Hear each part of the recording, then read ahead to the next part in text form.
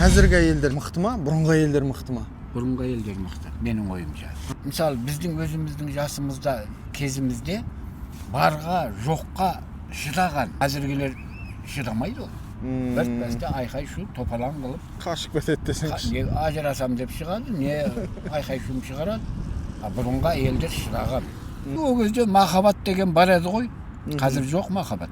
Қазір махаббат жоқ, иә? Қазір махаббат жоқ.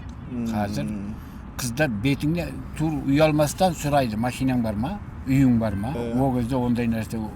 Бұрынғы адамдар мәйлі әйелі болсын, ері болсын, сабырлы болған, иманды болған, үлкеннің сөзіне тоқтаған, ата-ананың ақылын алған. Нұрмет деген клиникадан келіп тұрық. Мына 10.000 теңгеге сертификат. Достар, сіздер де тіркеліп қойыңыздар. Және де біз өзіміздің подписчиктерге тегін процедура беріп жатырмыз. Нұрмет деген клиниканың атынан 10.000 теңгеге сертификат. Лайк басып, комментарий беріңдер, қабаттарың мәңгі болсын.